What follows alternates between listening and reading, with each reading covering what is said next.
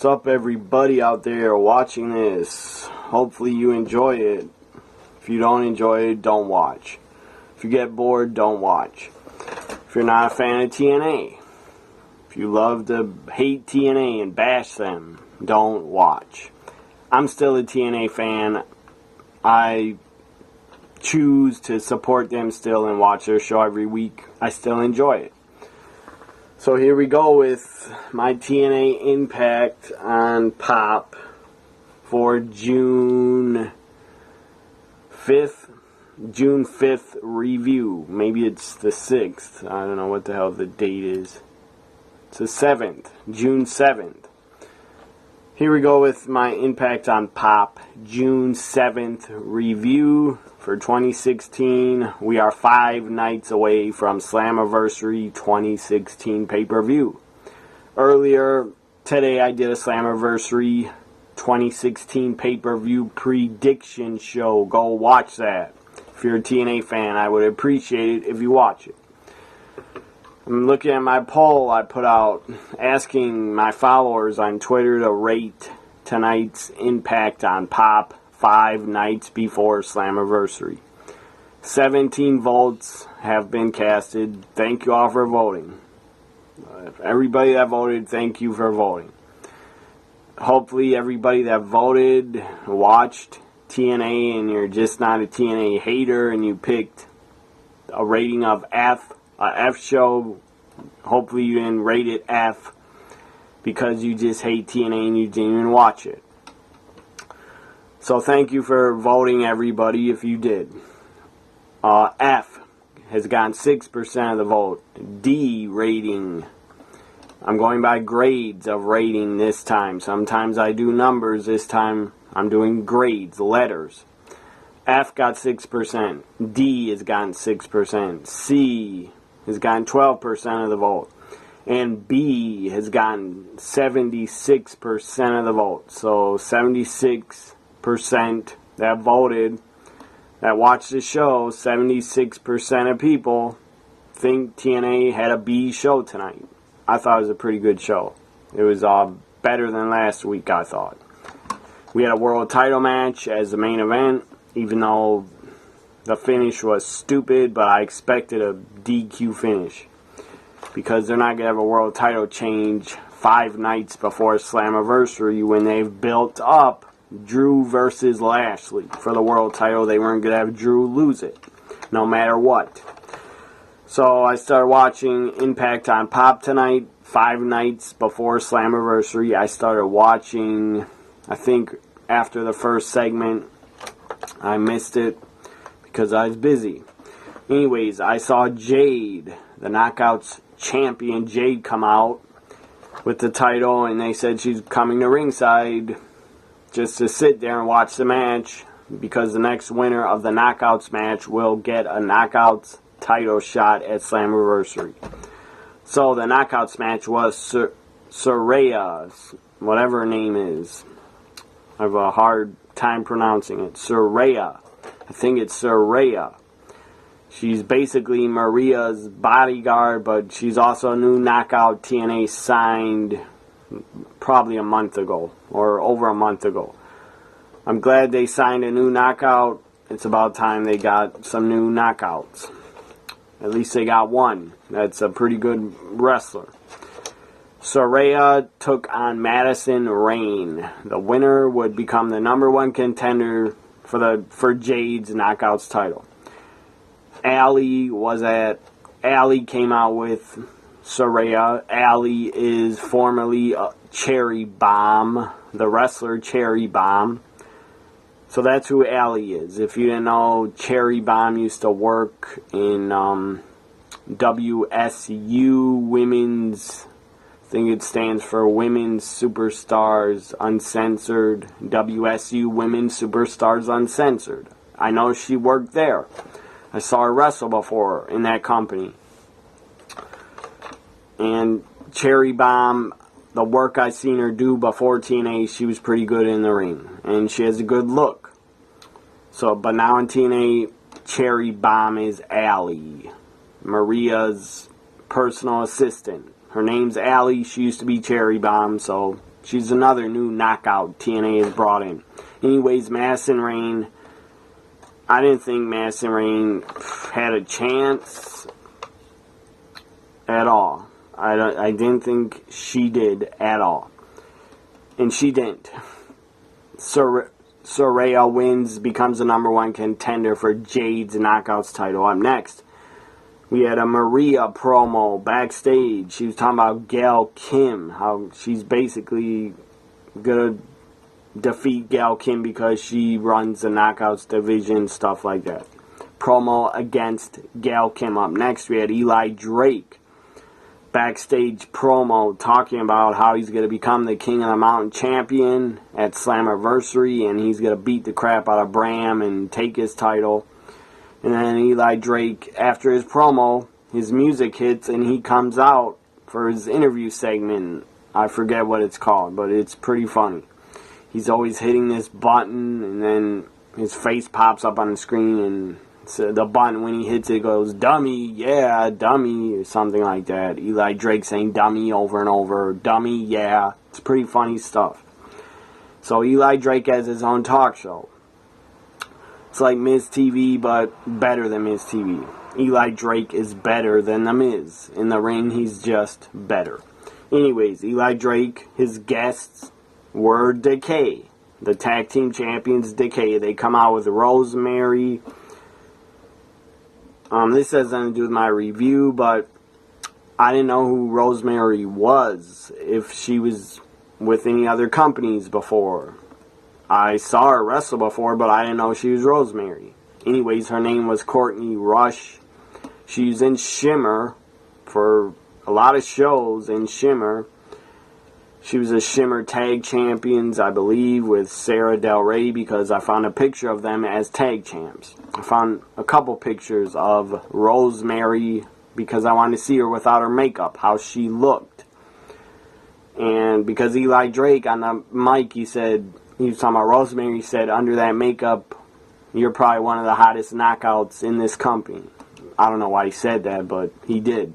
Maybe he thinks that. I don't know.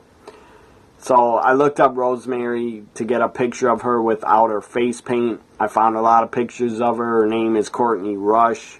She was in Shimmer. I'm sure she worked for a lot of independents and probably around the world in independents. So I'm happy for Courtney Rush. I'm really happy. I really like the character Rosemary. I really enjoy how she plays the character. So Decay is a guest, and then out comes a bromance. They're with their manager / motivative trainer, trying to motivate them to become tag team champions again. The bromance come out with Raquel. As I said, Raquel in my Slammiversary predictions, Raquel was on last year's Tough Enough show, but she was eliminated. So after the bromance come out, then out comes Al Snow and his tag team of guys. I forget their name, and I wrote their name down, but it doesn't really matter what their name is. It's the tribal, try something, what, I don't remember. It's just Al Snow's team. The guys that are basically trying to take out Grado and destroy him and kick him out of TNA. So Al Snow comes out with his tag team. And then Grado comes out with Muhammad Sheeran. What, I don't know the guy's, I think that's his name. Muhammad Sheeran or something Sheeran. Comes out with Grado. They're a tag team. They're taking on Al Snow's team at Slammiversary. So they come out. Grado and Al Snow go back and forth on the mic. Bromance are going back and forth on the mic with Decay, and then of course they all get out of the ring and a brawl breaks out. They all start fighting on the outside of the ring. So then when TNA comes back from commercial, we have a 10-man tag team match. A 10-man tag is started, and Bram also came out. Bram came out behind Eli Drake in the ring, and Bram attacked Eli Drake and beat him up because they're having a match at Slammiversary for the King of the Mountain title. So the 10-man tag was Eli Drake, the team of Eli Drake, Decay, and Al Snow's team. Former NXT guys. Sylvester Louis, whatever his name is. Him and some other guy, I forget the other guy's name. They weren't in NXT very long, that's why I can't remember their names. Anyways, Eli Drake, Decay, Al Snow's team up against Bram, the Bromance, and Grado and Muhammad Sheeran. 10-man tag, pretty good 10-man tag. It was short, but it was pretty good. Anyways, Eli Drake, his team wins. It was a good 10-man tag. Up next, we had Gal Kim being interviewed by BJ. Not BJ. Oh my goodness. Not BJ. Jeremy Borash. JB. I did not mean to say BJ. I respect Jeremy Borash and what he does. The guy's a hard-working guy for TNA. A loyal TNA employee for many years. Since 2002, I think, JB has been in TNA working. He's a ring announcer. He's a backstage interviewer. TNA no longer has Christy Hemme to be the ring announcer, so Jeremy Borash does that now. JB interviewing Gal Kim, not BJ interviewing Gal Kim. Gal Kim being interviewed by JB, and she says tonight, Maria, I found a partner because we're having a mixed tag match, is booked on the show. Gal Kim says, here is my partner. Out comes EC3. He talks for a little bit. So it's Gal Kim and EC3 up against Maria and Michael Bennett tonight. Up next, we had Matt Hardy talking to Bobby Lashley backstage, basically saying, Lashley, I know you're getting a title shot Sunday, but I'm going to win the world title, stuff like that. Matt Hardy's character is stupid. I don't enjoy it. It's weird. It's odd. It's something different, but it's too crazy for me. His character is too out there. I don't like it. I don't enjoy it. And the way he talks is fucking annoying. How he talks like he's not even American. I don't know what the fuck what his character is and what he's trying to accomplish. He's just talks like he's fucking a psycho nutcase. And we all know his other promos when you bring up calling Jeff Hardy his brother. He's always calling him Brother Nero. That was annoying as hell. So he talks to Bobby Lashley in his stupid character, weird character voice, saying he's going to win the world title tonight. Up next, we had The Miracle, Mike Bennett and Maria against EC3 and Gal Kim. This was supposed to be a mixed tag.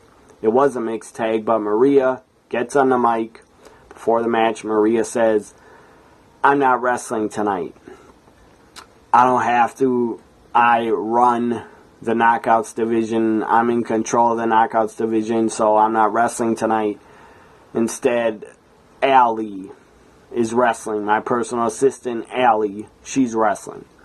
And then Maria says, Gal Kim, I will wrestle you at Slammiversary and beat you then. And then Maria says, here's your gear, throw it on. And she throws a gym bag in the ring for Allie. She throws a gym bag and says, put your gear on. Put your gear on. Allie starts putting on knee pads and I think shoes. Or they didn't look like wrestling boots. I think they're tennis shoes. She puts on shoes and knee pads, so Allie's ready to team with The Miracle. So it's Allie and The Miracle now against EC3 and Gal Kim, the winners. And I was happy about this. We're EC3 and Gal Kim because I'm a fan of both of them. Decent mixed tag match. Wasn't great, but it was pretty good. It was good enough. Up next, we had the X Division Championship on the line. It's about time because there is no X Division title match at Slammiversary unless they just throw it on the show. And maybe Eddie Edwards will get a rematch for the title at Slammiversary because he was screwed again by interference. So Eddie Edwards getting a title shot against the champion, Trevor Lee. Trevor Lee's with Shane Helms, whatever they call him. Hurricane Helms, Gregory Helms, Shane Helms. He's always with Trevor Lee. I guess he's his manager. They have a little three-man group going with Andrew Everett and Trevor Lee and Shane Helms. So, again, Eddie Edwards, I wanted him to win the title. I'm a big fan of Eddie Edwards. The guy's a super nice guy on Twitter. Anyways, Eddie Edwards gets screwed because there's a lot of interference. First, we had interference from Shane Helms. Or DJZ came out and actually helped Eddie Edwards, but he got taken out. And then Shane Helms interfered, and Andrew Everett interfered also.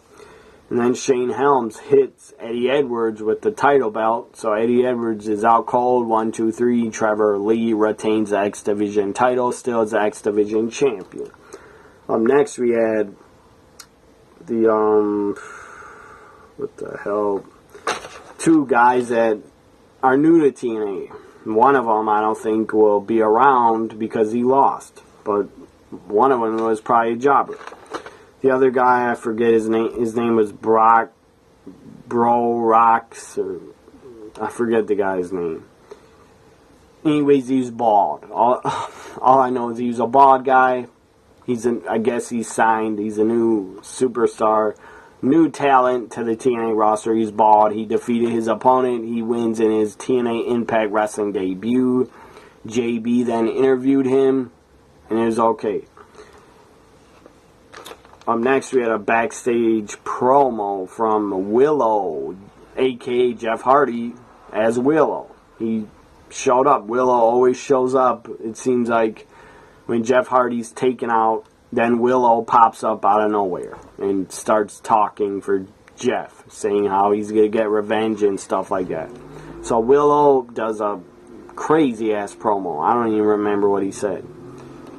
And I didn't even understand what he said. I think he brought up a Bible verse, something like that. And then he screamed and did his freaking Chucky laugh, which is disturbing as hell.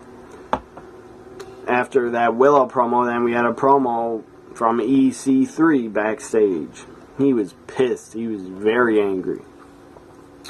And EC3 Mike Bennett at Slammiversary, that is going to be pretty damn good to see and watch. Main event time, it was Drew Galloway, the TNA World Heavyweight Champion, defending against Matt Hardy, the iconic Matt Hardy. He's not iconic to me, but the guy's a nutcase. They should call him the freaking loose cannon Matt Hardy, but that'd be an insult to Brian Pillman. They should just call him, I don't know, freaking Psycho Jeff Hardy. Psycho Matt Hardy, because that's what he looks like. He looks like he needs sleep. He looks insane, like he should be locked up. And I'm sure Matt is just playing a character. He's playing this new character. He's having fun. He's enjoying it. I'm sure Matt is not insane in real life. A couple years ago, I think he had substance abuse problems, and Matt Hardy put out a video, I believe, on social media, and the guy was like threatening suicide. It was pretty scary. So I hope Matt Hardy's clean and sober, and I hope he's just playing this character very well, because he doesn't look well. He looks like he's aged about 20 years. He looks about 60 years old. He doesn't look good, and that his dyed hair, that doesn't make him look any more normal. He looks more insane with that dyed, bleached hair. And I understand he's playing a character. I don't think Matt Hardy's on drugs. I think he's healthy and sober, but I don't know. He's playing his character very well. That's all I gotta say about that. So, Matt Hardy comes out getting a shot at Drew Galloway for the TNA World title. I don't know how this match was made because I missed the beginning of Impact. But it was made, I guess, in the beginning of the show. And Drew Galloway is a fighting fucking champion, so he decided to defend the title against Matt Hardy.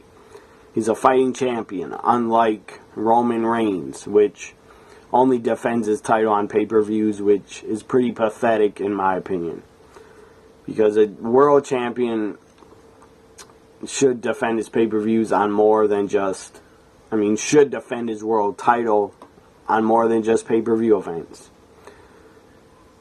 That's what I like about TNA. At least they give us a couple championship matches every single Impact, or at least one Impacts every month. We probably get 1 or 2 world title defenses once a month on TV instead of pay-per-views.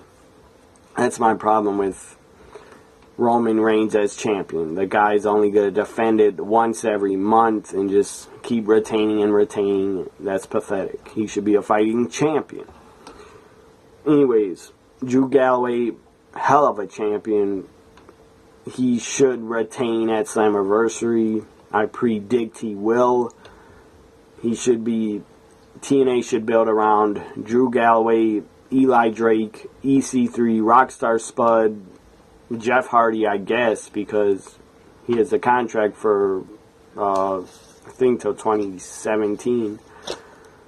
The Wolves, they should build around, if not Davey Richards, then they should build around Eddie Edwards, and they should sign some new X Division wrestlers, and they need to sign some more TNA knockouts also.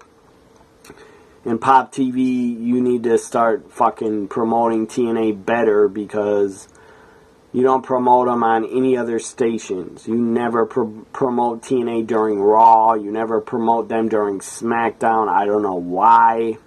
You don't want to give up the money to promote them in a 20-30 second commercial. They don't want to put on USA Network. I don't know why. Maybe they don't want to put money into TNA to promote them. But that's the only fucking way you're going to get new fans to watch TNA, is by promoting them. And then maybe some fans will actually order Pop TV and watch TNA if you promoted them better and promoted them more. Anyways, main event was pretty good. It wasn't great because of the finish. It didn't last that long. Probably went 10 minutes, 9 minutes, and then there's interference because of Bobby Lashley. He had to do a run-in and interfere. But Drew Galloway, during this match, the guy showed great passion, great fight. He looked like a real, tremendous fighting champion with a lot of heart, a lot of passion. Drew Galloway showed in this match. Guys hitting chops, and Matt Hardy was chopping Matt Hardy hard as hell. He was giving it his all. As TNA World Champion, Drew Galloway looked like a great fighting champion with passion, like he cares. To me, the other champion, Roman Reigns, the guy to me looks like he doesn't even care that he's champion. He looks like he doesn't even care about the fans. Just looks like he doesn't even care that WWE is pushing him so hard. But that's my opinion. And the other champion, Jay Lethal, I'll give him a lot of respect. I like Jay Lethal a lot. That guy has tremendous passion. Just like Drew Galloway, Jay Lethal is a great world champion. And the other world champion from New Japan Pro Wrestling, I forget his name, but I'm sure he has great passion also. I've seen him in Ring of Honor. The guy's a great worker. The other world champion, even though they don't call him world champion, he's NXT champion. Samoa Joe has great fucking passion. If you can't see Samoa Joe's passion when he's in the ring, then you're blind. Because Samoa Joe is a great fighting champion with a lot of passion for the business. So, DQ finish. Drew retains the world title because Bobby Lashley interferes. DQ, disqualification. And then out comes Lashley. After Lashley comes out, he tries to hit a spear. I believe he did hit a spear on Drew Galloway. Then they start fighting, and they get out of the ring fighting. I believe to the floor, to the crowd. And then Matt Hardy's standing in the ring all alone, and Willow's crazy-ass laugh, screaming laugh, I mean, sounds like a hyena. His laugh hits, and his music hits. And then out comes on the stage 4 Willows. 4 wrestlers dressed up like Willow with a mask on. Anyways, 4 Willows on the stage as pretty cool finish to Impact on Pop, and then Willow, a.k.a. Jeff Hardy, shows up on the big screen, and he cuts a promo talking about how Jeff Hardy's going to take him out of Slammiversary for good and get rid of Matt Hardy in TNA, basically. It's a Full Metal Mayhem match at Slammiversary, Jeff Hardy versus Matt Hardy, brother versus brother, Full Metal Mayhem. Even though we already saw like a no DQ match with them two at WrestleMania 25. They had basically a street fight where weapons were used. And in Full Metal Mayhem, I'm sure a lot of weapons will be used and a lot of tables will be broken. Hopefully Jeff Hardy doesn't do a crazy ass high spot and get injured. I don't want to see that. So, Willow cuts his promo on the screen, and then he comes out, Jeff Hardy's music hits. This was well done to end Impact on Pop. It was well done. Jeff Hardy's music hit. He had a, like, I don't know what it was. He had a black sheet over his face. And then Jeff Hardy comes out as Jeff Hardy's music's playing. He comes out, takes off the hood, takes off the black sheet, runs down the ring. Immediately him and Matt start beating the crap out of each other, punching each other at the same time. Then they fall down on the mat, rolling around, still beating the crap out of each other. Good end to Impact on Pop.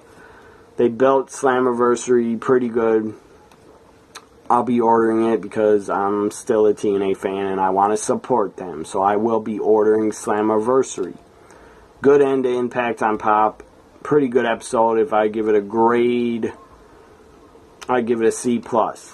Pretty good.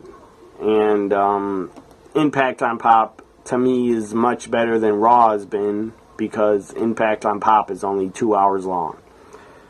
If Raw was 2 hours long, I'm sure it'd get a lot better. Anyways, I give it a C+. 5 nights away from Slammiversary. Hope you watch Slammiversary and support TNA Impact Wrestling.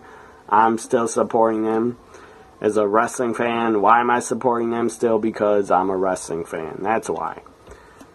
So, 5 nights away from Slammiversary. This was my TNA Impact on Pop June 7th, 2016 review. Follow me on Twitter at TNA WWE Guy. Also at NXT WWE Guy. Also, please subscribe to my YouTube channel if you don't already. I really appreciate it if you subscribe to my channel. I got new videos every single week that I put out. And put on YouTube new videos every single week. Tomorrow is NXT TakeOver The End. I'm excited about it. Excited to watch it. Excited to tweet about it. And I will be doing an NXT TakeOver The End review after the show on the WWE Network tomorrow. Have a great Wednesday, everybody, and have a great week. Bye for now.